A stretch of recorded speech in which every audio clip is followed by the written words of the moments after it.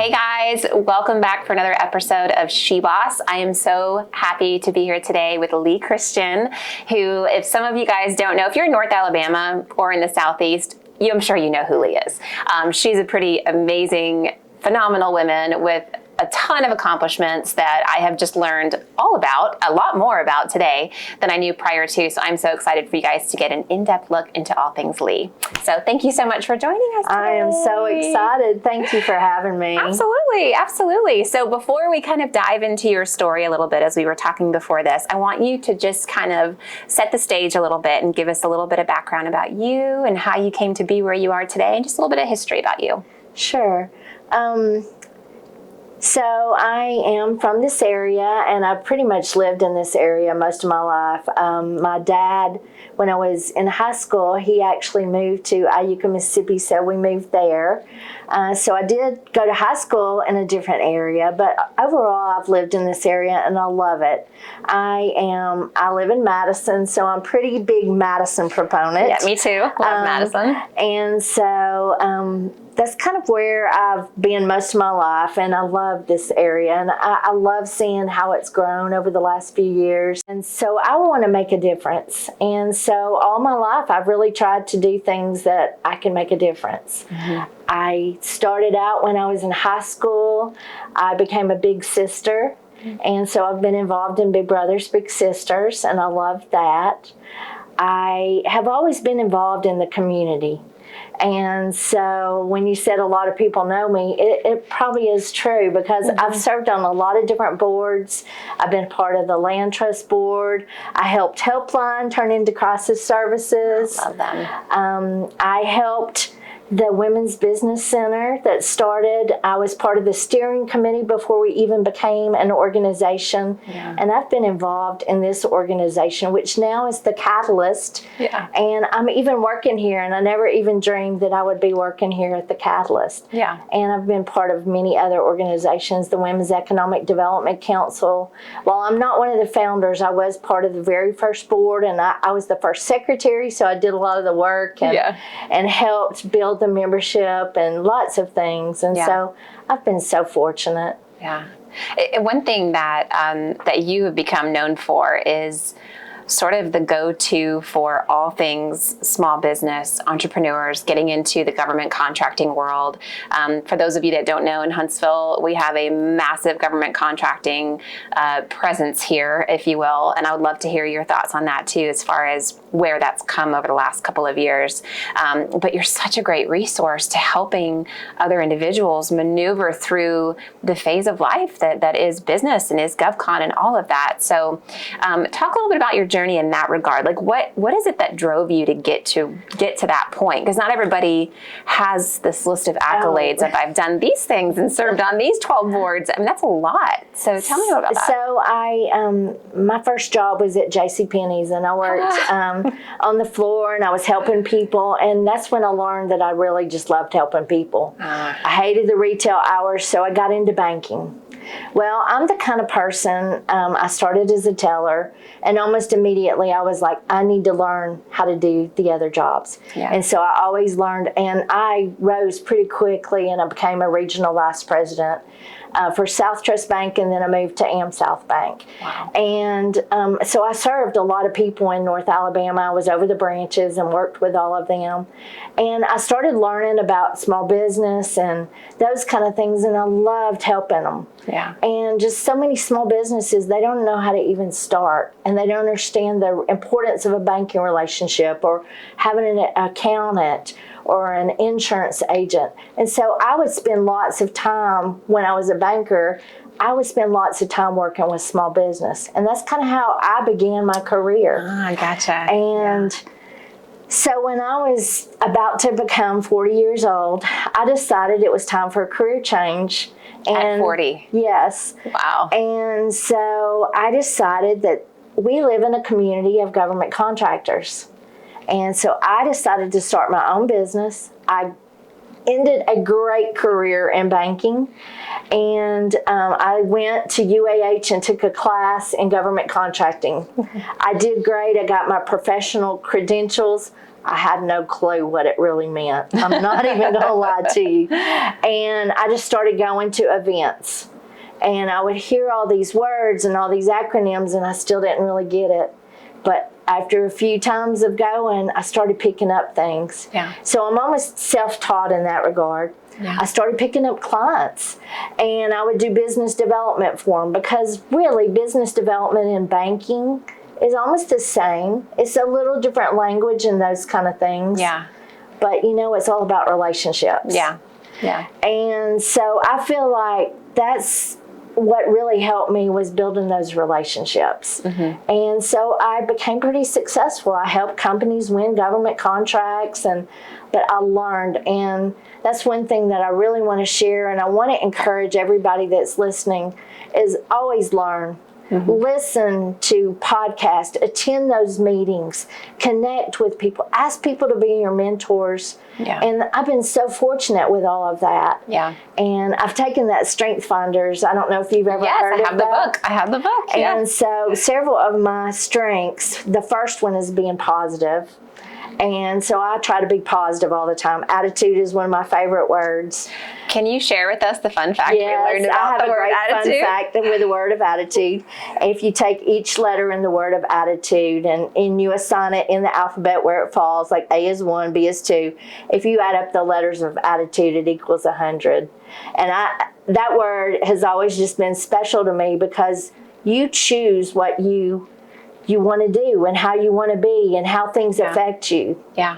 And attitude is so important to me. I just did a podcast earlier today, and it's very important that people really understand their attitude can change their whole aspect in life. Yeah.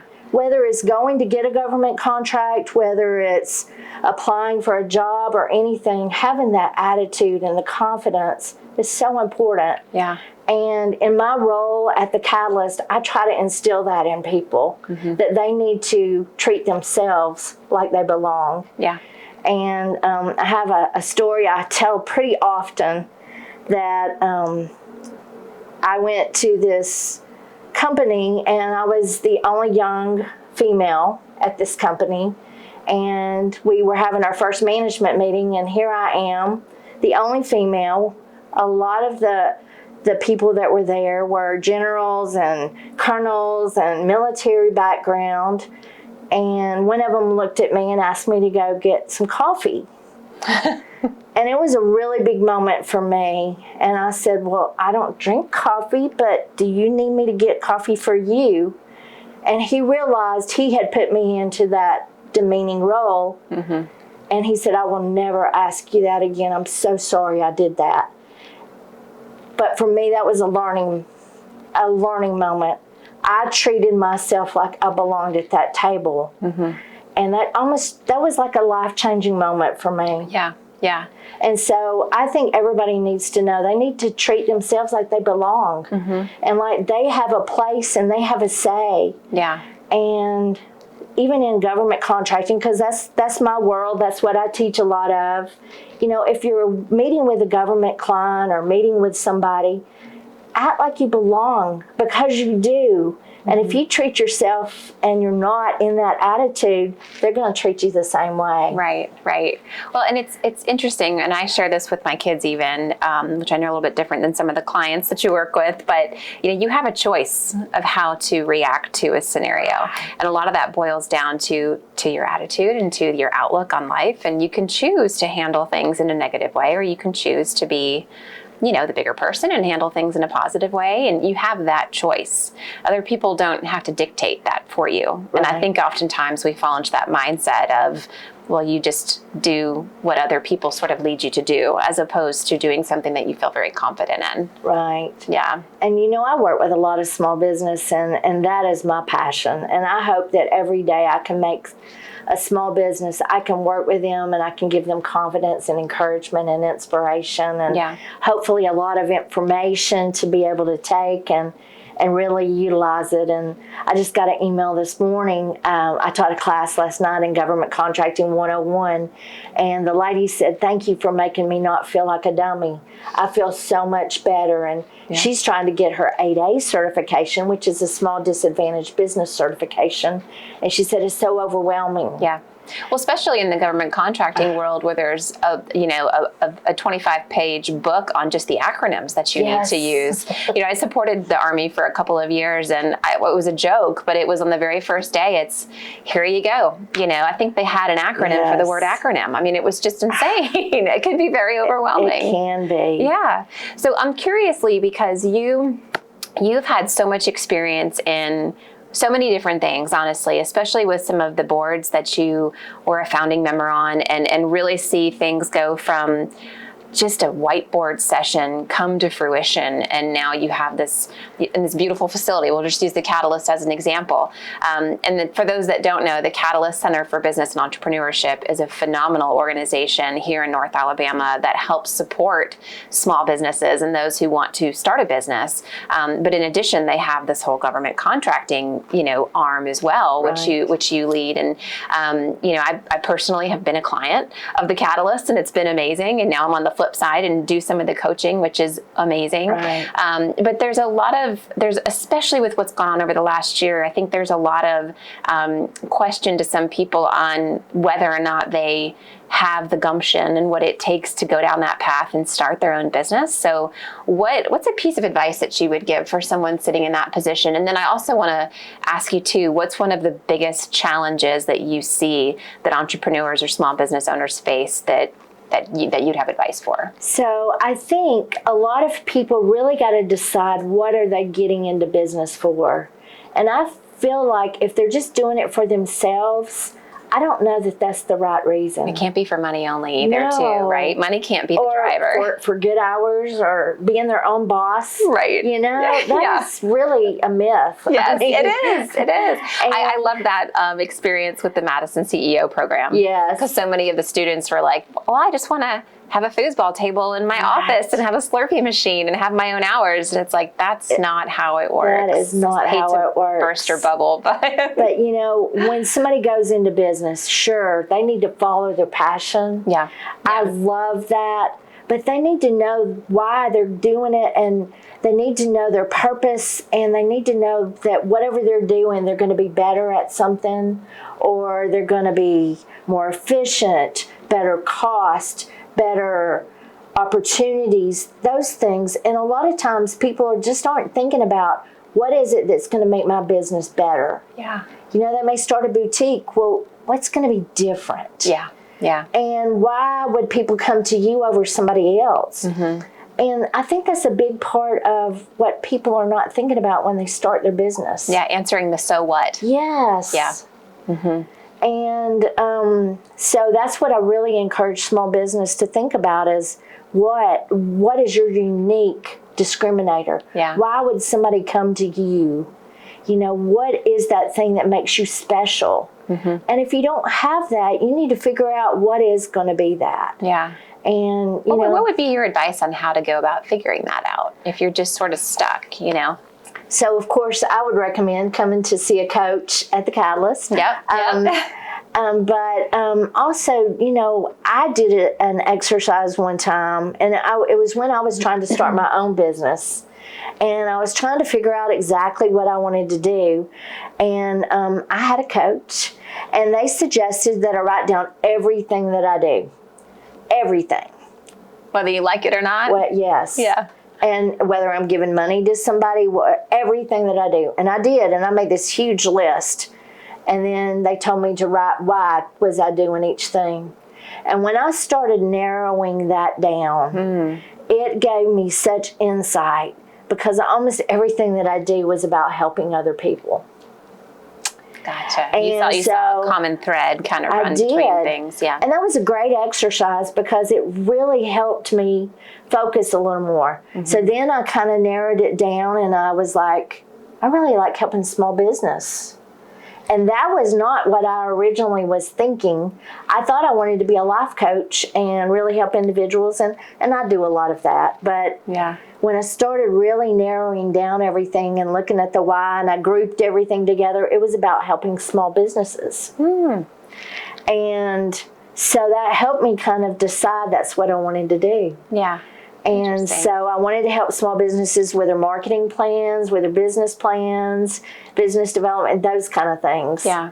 And if you really look back at a lot of the things that I did, the Catalyst, they help small business. Women's Economic Development Council, really, it's about driving economic impact. And I started thinking about it, and I'm like, oh my goodness, this is really what my calling is. Yeah. And that's not what I had thought it was going to be in the beginning. But having it all written down on paper and writing the why, it really did help. Yeah. So I recommend that for small business. I would imagine too that, I know a lot of people are a big fan of this. I personally am not, but journaling and really kind of writing things down and pouring your thoughts out in a way that to get it out of your head and put it in a visual place where you can be able to see it. And I would imagine that exercise really has some validation to, wow, kind of bringing something to light that you didn't even know was truly there. Exactly. I knew it was helping people. I have a passion for nonprofits and doing that, so I always thought that was kind of what I was supposed to do. And I'm also a very spiritual person, so I thought maybe doing something in ministry or something. But when I started writing it all down on paper, it was all about small business. I mean, it really narrowed it down. Yeah. And so that was a great exercise for me. Yeah, I love that. So I did, I started my business, and actually one of my clients was the Catalyst, and I worked with them and I helped write grants and do some things and a lot of coaching and stuff, of course. Yeah. But we wrote a grant, and we didn't have a project manager, and so we used my resume because it was a perfect fit. Yeah. And then we won it. And it was a really sizable grant, and so I said, okay, I'll do it for a year. Yeah. And here we are. It's been 2 years. We're on our 3rd year of our grant, and I love what I do. Yeah. And I think I found my calling. I still have my business and do a little bit on the side. I don't work with our current clients at the Catalyst, but I do have my own client base that I work with. And I love being able to help people at the Catalyst. Yeah. We have the best small businesses in the world. And I'm lucky enough to work with companies all over the United States. I was going to say, so again, kind of going back to the Catalyst, and not that this segment is sponsored by the Catalyst by any means, but I work there. Yeah, and they are. I mean, we've talked about them many times on this segment, or on SheBoss specifically, because they have been they're an integral part of our community.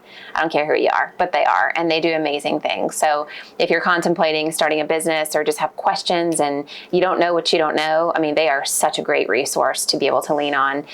They introduced me when we were getting started to my accountant, who I'm not a numbers person, and that was the best decision ever. And she saved me so much money, and I will constantly say it's kept me out of jail. So I'm very thankful for that, because you don't know what you don't know when you're getting started. Right.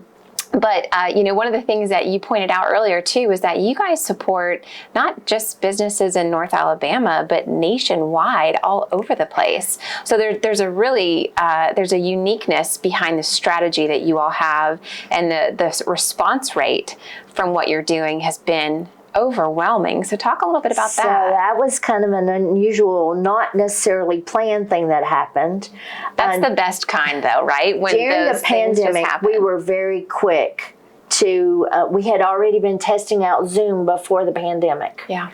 I did a few classes where they were, we were live and on Zoom, so hybrid, so we're way before the time. Yeah. So people were coming to you to be like, how do we figure out this whole Zoom thing? Well, we would have clients, and they would say, I want my cousin to hear you. And so we started learning how to do that. That's great. So when the pandemic happened, it's just like we started doing things on Zoom, and people were like, can my cousin come? And so it just kind of, people started hearing about us. Yeah. And then we are sponsored by SBA, the Small Business Administration. Mm-hmm. And they started telling people, And it just kind of overwhelmingly became huge. I love that. And so it was, we have clients all over, and I love working with them. Yeah. Our call last night, we had Alaska, California, North Carolina, That's Hawaii. so great. I know. That is so great. And so, and I'm like, I want to help the businesses in our community, and I love that, and I want this community to thrive.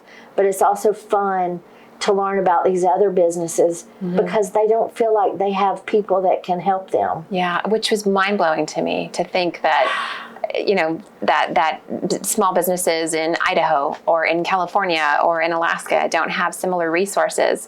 Although I will say, the culture here and the vibe here in North Alabama is very unique. I think that's what it is. It's very different. Yeah. They always tell me that our classes are a little different. Yeah. I think it's different in a good way. I think it's the Southern hospitality that helps a little bit. But I've lived and breathed a lot of the things. And so I am very vulnerable in all my mistakes and all of the things that I didn't know, especially in government contracting. Yeah. I tell them, hey, this is what I thought, y'all. Yeah. And, I tell them about the first time I heard about a government contract and what I thought it was. And, and people like that openness. And so we try to find speakers all the time that understand. Yeah. Yeah, and you can connect so we get nationally renowned speakers. I'm not afraid to ask anybody. Yeah. And so we have the top podcasters. We have the top LinkedIn person. We have the top, we ask. And, all they can say is no, right? Yeah. And they're always kind of hesitant. I had this one speaker, and she wanted me to pay her a huge fee, and I said, I can't. I don't have that in my budget. Well, then within a year, she was begging me to speak. Funny. How funny. And so that's interesting. That speaks interesting. Volumes, though, of what you guys are doing here. I think so. I love what we do. Yeah. It's just we have the best support around us. Yeah. People like you that teach workshops for us and share your stories, and it's amazing. And, we want to find those speakers. Yeah. And if I have somebody that has an interesting topic, I want to put that in front of our small businesses. Yeah, well, what they'll respond to. So, Leigh, you hit on a word that we've talked about a little bit about during SheBoss, and I talk about a lot with my team. They're probably sick of hearing it, but we do talk about it a lot. But you mentioned the term vulnerability and being vulnerable, and I think that as a woman, as a business leader, as a coach, as a mentor, as a partner, as a mom, as a grandma. We were looking at pictures of Leigh's grandson earlier. But being able to be vulnerable, I think, really cracks through this otherwise mold that I think could potentially be there, where it makes it hard for people to really relate. And you don't have that authentic exchange of dialogue that I think can be so powerful in so many ways. And we have found that, with SheBoss in particular, we look for women who can be that way, because to me that's so admirable. Because oftentimes you look at women and men for that matter, and you just think, gosh, how do they must be just, just like this fancy kind, I don't know, like it's just it's this persona that kind of comes across. But when you're able to break that down and be honest and authentic and realistic about, hey, guess what? Starting a business, I'll be honest, that was the hardest thing I've ever done in my life. Yes. And you know this, but I did that after I was laid off of my job, and I had just gone through a divorce, and I'm like, well, I have got nothing left to lose, so why not give it a shot? Right. You know what I mean? Where you're at now. Right. And so I think it's just a matter of being honest and realistic with yourself, and you can connect with people on such a deeper level in that way. I'm sure you've experienced that. Absolutely. That's another one of my words. I think it's so important to let people know you've walked in their shoes. Yeah. You've made those mistakes. My feelings get hurt. My health is not great. My appearance, I'm not proud of it right now, and I wish I could change it. But you know what? I like me. And it doesn't matter what everybody else says, because I'm proud of who I am and what I do. Yeah. And I like myself. And I don't think that's a bad thing. No, of course not. And I think people need to feel more comfortable within their own shoes. Yeah. Let me ask you a question. Do you find yourself reflecting a lot? I do. Do you? I do. I mean, again, I know this is not the driver behind what you do, but looking at who Leigh Christian is on paper, I mean, the awards, the accolades, the recognitions, the accomplishments, just pop off the page.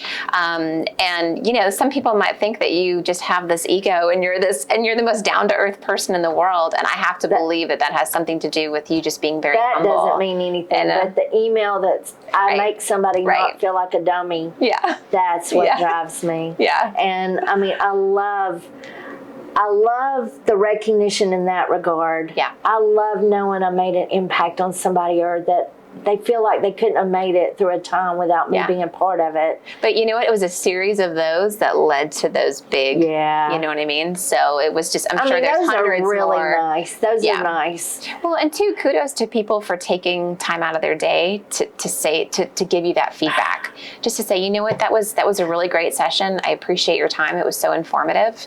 You know what I mean? Just taking that time out. We have the best clients that do that. I don't know. They just love doing that. But you set them up to feel comfortable in order to do that, though.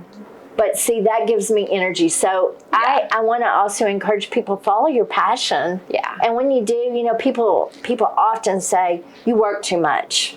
People say that a lot, and I'm like, I don't feel like I'm working. Yeah, if you're doing something that you love. I do. I work on the weekends sometimes, but I feel like I'm helping people. Yeah. And it just gives me energy, and that's how I'm energized. Yeah. And so people need to find, you know, what is their driver, what's going to make them so passionate they don't feel like working. Right.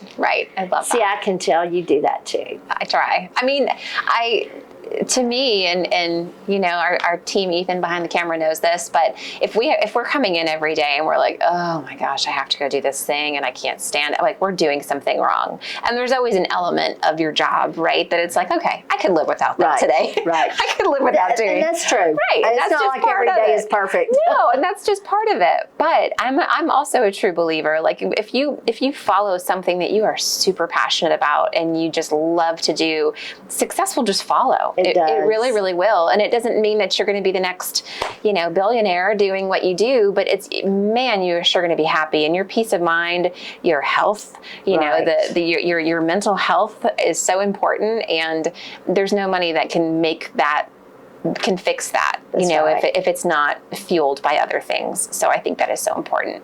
So there's a lot of impacts that you have made personally, not only individually, but with the organizations that you've aligned yourself with, where business owners, mature businesses for that matter, those interested in getting into the government contracting space, they've all benefited from.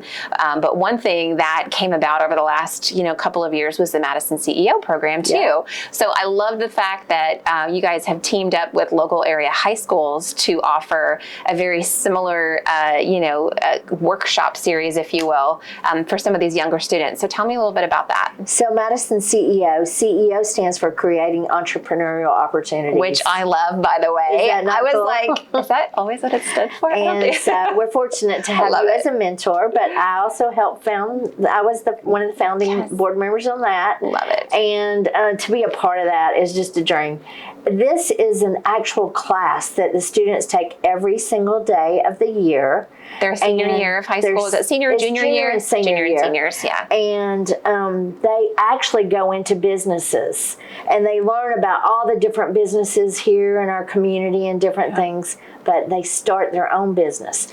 The first semester, they do a class business. So right now, this semester, they're working on their class business. Gotcha. They have to buy business license. They do it all. Oh my gosh. Second semester, they do their own business. And so I've mentored different people throughout that process. Some actually did, they created energy balls, and they were energy food. Oh yeah, Belle. Yeah, Belle. Yes, she interned with us this summer. And she had to learn about cottage license and learn about how to sell at a green farmer's market and different things like that. So they really have to learn how to operate the business. Now, some of them are going to keep their businesses going. Yep. Some have decided, hey, that is not for me. Yeah.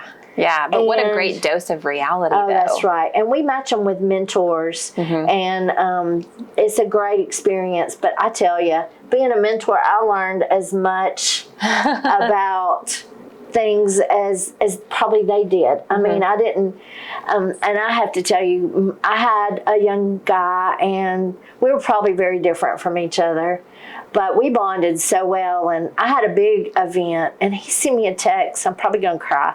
He sent me a text that morning and said, and I didn't think we had even bonded. And he said, "I sure hope your event goes really well." And that melted my heart. I'm like, I did make a difference with him. He is thinking of me. Right, I mean, right. And again, he went out of his way to, say that to you. How special that was. And that was a monumental moment because I wasn't sure I was even getting through, and we were connecting. And then after that, of course, we really connected, and I've checked in on him at college and stuff. And that is so great. That is so great. But for them to get that experience is just amazing. What's been your big takeaway with working with that demographic compared to a little bit of an older demographic who may be a little bit more experienced and have perspective? And what are some of the big things that you've noticed with that? I have to say, it is so. I always thought everybody kind of thought the same. I mean, this is how naive I am. I always thought everybody thought the same way I did, and I've learned so much. Yeah. People don't have as much drive, or people may not think of things, or they wait till the last minute, and different things like that. So I've learned to really deal with different personalities and different generations. Yeah. And I am really surprised. I have a good friend, and I think you know her too, Kristen Scoggins, and she talks about the different generations. And I have to have conversations with her sometime. I'm like, help me understand. Can you help me understand how to deal with this kind of person? Yeah. And I've learned, I also have personality tests and stuff that I try to do with people so that I can understand how I can deal with somebody. I had somebody that I had a hard time working with, and we both did this personality test, and I realized, hey, I don't need to throw all my brainstorming ideas. I'm overwhelming them. Yeah. And they don't need to tell me about all the details because I don't care about registration and all those kind of things. And so I've learned to maybe use some kind of tools like a personality test or something like that. Yeah. And just to kind of talk things through. Yeah. One thing Kristen had told me is like a millennial potentially. Don't tell them, don't manage every moment of their timeline. Tell them when their due date is. And she said it may be the night before and they stay up all night. Yeah. But they'll get it done. But if I'm trying to manage them and hold them accountable every second and micromanage, it's not going to happen. Yeah. And so you have to learn those things. And so I'm always trying to read up and learn about those kind of things. Yeah. I think that's such a key point of being able to have successful communication and effective communication across the board. And again, our team has heard me talk about this a lot, but so often we can be in a relationship, and if I don't truly understand what your desires are and what's driving you and how you're motivated and how you're incentivized for certain things, I could be saying blue and you're hearing red all day long. And then we both walk away with two different directions on what it is we're trying to achieve. And not only is that a great piece of advice for, if you have kids who are in high school. I've got a 16-year-old daughter, and, sometimes communicating is hard. It really is. Oh, it is. But it's the same thing in a work environment as well, making sure that you understand each other's pain points and don't walk into a scenario and manage everybody the same way, because not everybody will respond the same way. Exactly. And so I think a personality test is something that I've gotten exposure in just in the last couple of years, but man, that would have helped me out very early in my career, just to understand that not everybody thinks the same way I do. Right. And not everybody looks at the world through the same lens that I do, both in relationships and professional relationships. Just having that kind of reality check a little bit, I think is so important. So I'm really glad to hear you say that. And just even like the introvert, extrovert. Yeah. Because I go to this one meeting, it's WEDC, which is the Women's Economic Development Council. I go and I'm so energized and so electrified and so inspired. And I had a friend and she was like, I love going, but it absolutely drains me. And I'm like, how? How? Yeah. And she said, when I walk in the room, I panic. I don't know where to go sit. And she said, I try to get there early. And I'm like, this was so enlightening to me, because I'm like, how could you not feel like I do? I mean, and I really, and that's just been recently. And I'm like, wow, people really feel that way. And so you really have to understand other people's point of view. Yes. And that was like life-changing for me, that particular comment, because I'm like, how could you not feel that way? But I think what's great about your mindset on that is how you took that exchange and really thought through it to think about, because you're taking what otherwise may just be a very simple exchange of dialogue, not thinking twice about it, but tying it back to perspective and outlook and how you can have more impactful relationships by knowing these things going into a conversation. And obviously that translates over into the work environment as well, which is so important. And sometimes something that can often get overlooked, especially when you're bogged down with stress and deadlines and this and that, and trying to juggle it all, becomes really hard.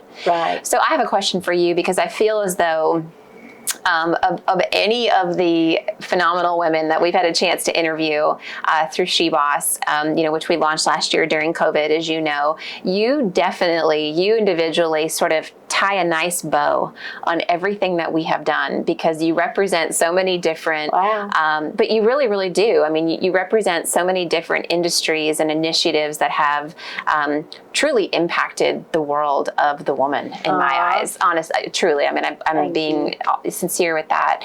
And so I would love to just get your thoughts on, the being in Huntsville and being in North Alabama. We are surrounded by so many amazing people, but we are also surrounded by so many amazing women. And so I would love to hear from your perspective what you think that that colorful array of individuals has helped our community become what it is today. So one of my phrases or quotes that I say is always surround yourself with good people. And so I just think building that core friendship group and, people that you want to be around, I mean, there is no stopping you. And don't be afraid to share your ideas with other people, because somebody else may have something that may spark something else. And really, that's how a lot of these different things that I've been a part of have started. It was just an idea, and then take action on it. And I think that's where a lot of people, they have these ideas, but they don't pursue it any further. And so try to get people to be around you that want to go and explore the next option. And you never know what you can achieve. And don't be afraid. Just because you've never done it. I mean, think about, and this community especially, I mean, we sent people to the moon.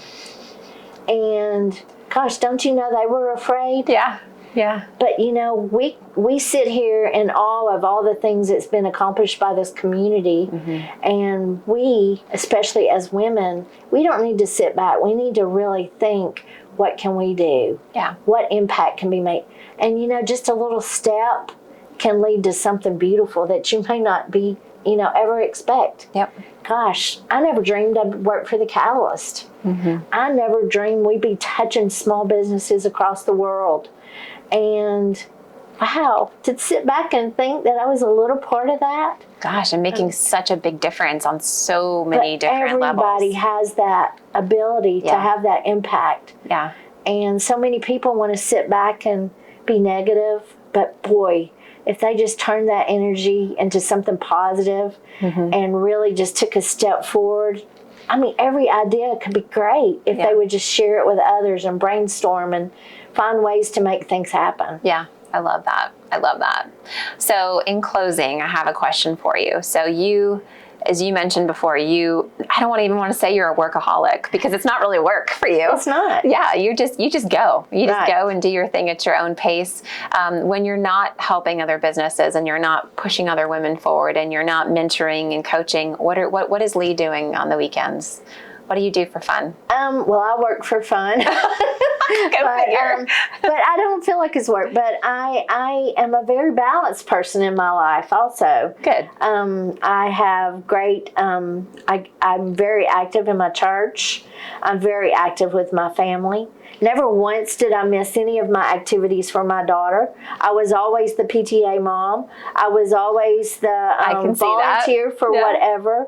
I never missed a cheer practice. I never missed a cheer competition.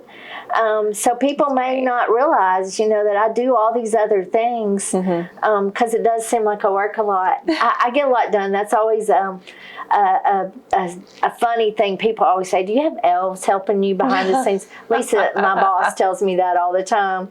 And don't say anything. I'm a very organized person. Yeah. I learned some tricks many years ago. An email hits my inbox and it goes out of my inbox into a file, or if it's in my inbox, I still have something to do. I won't ever show you what my inbox looks like. Oh, I would die. I have conversations with people all the time. I'm telling you, I am very organized because of that. But that, I think investing the time in learning that practice makes your life so much more efficient. I'm telling you. So give me just a quick 30-second, and I send you an email, and maybe it's a question on scheduling or something like that. I will respond right then, or I will move it over, and once I've responded, I move it over because I've done my part. Yeah. Now, you may respond back to me, but I've handled that email. Yeah. I have a folder. It will have your name on it, or it will have client name on it, or it will have whatever project that is. And it goes out of every week my inbox is cleaned out. Oh my God, I don't even know. I can't even imagine what that looks like. But I'm responsive. I mean, I'm like probably sitting here right now thinking I probably have about 20, 30 emails right now. Yeah. And I will handle them probably before I go get in my car before I leave here. Wow. That's impressive. I've learned to be responsive. Why let it sit there? I mean, I'm the kind of person, there are nothing outstanding or pending messages, anything. They're all handled. Yeah. And, if you could get caught up. And how much time? I'm telling you, but if you do it. Yeah. You will be so on top of things. Well, and I think it'll just make me feel, mentally like I've lost about 10 pounds just because of the, what's just sitting out there. Exactly. The outstanding But why stuff, do you let it keep sitting there? I don't know. See?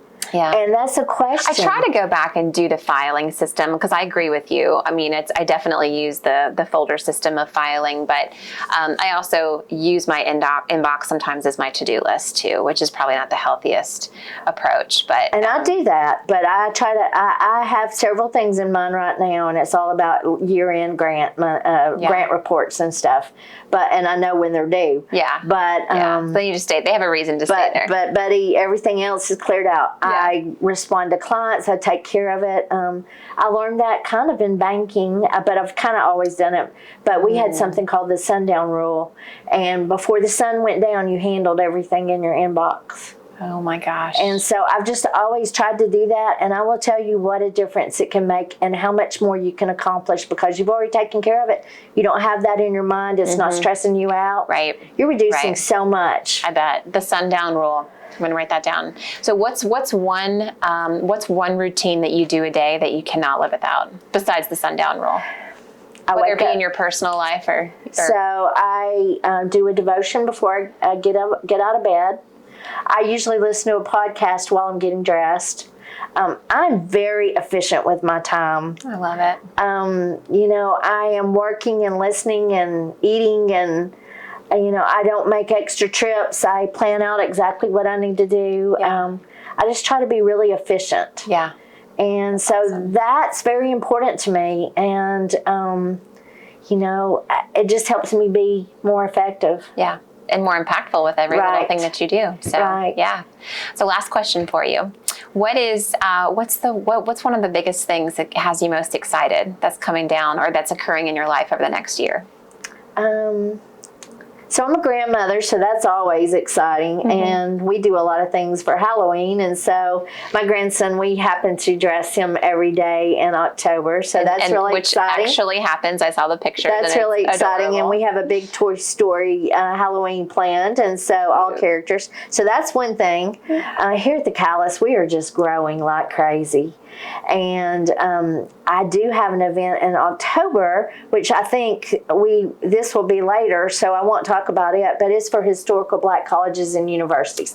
I'm really excited about the impact we're fixing to make with them. Awesome. We also have some big events coming up with the Missile Defense Agency. We'll be doing those in December. And just our workshops that we have on a regular basis, every one of them is great. Yeah. And I love our workshops. You're going to be teaching one next year. Sign I'm me up. excited about that. We really try to make a huge impact every workshop we have. We do our workshops on Tuesdays and Thursdays from 3 to 5. And I encourage people to look at our calendar. It's insane. We have the amount a of great stuff one you coming guys up. do. It's called the Forgetting Factor, and it's judgment. And we actually have somebody that's going to talk about how your decision-making process works. And so I'm so excited about that one coming up. Now, how can people get registered for those? They have to be a if they member? look at, Do they have no, to? we don't have memberships or anything like that. At the Catalyst, our programs are free. Completely free. And I like to say priceless. Yeah, And I like that. And so just go to our website and look under event registration, and you'll see a list of all of the different events we have coming up. That's awesome. You know, we always do Leading Ladies every year, which is a great women's conference. Yep. We have a small business innovation research workshop summit is during Innovation Huntsville Week.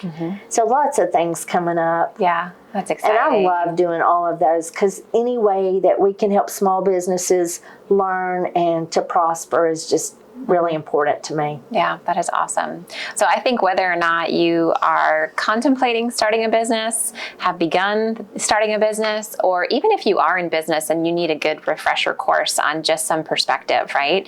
And learning some new things, definitely the Catalyst is a great resource for sure. Yeah. So Leigh, thank you so Thank much for you. carving out time today. It's been so much fun. I feel so honored because of how efficient you are with your time that we're able to sit down and do this. So I can't tell you. And again, I mean it when I say that I think you are just the epitome of the SheBoss here in North Alabama and have done so many amazing things for this community. So thank you so much for much. your impact and everything that you've done. Oh, you make me cry. We'll save that for off camera. To be even considered in the list of people that you had for SheBoss just really makes a difference. So thank you. Thank you. We'll see you guys next time.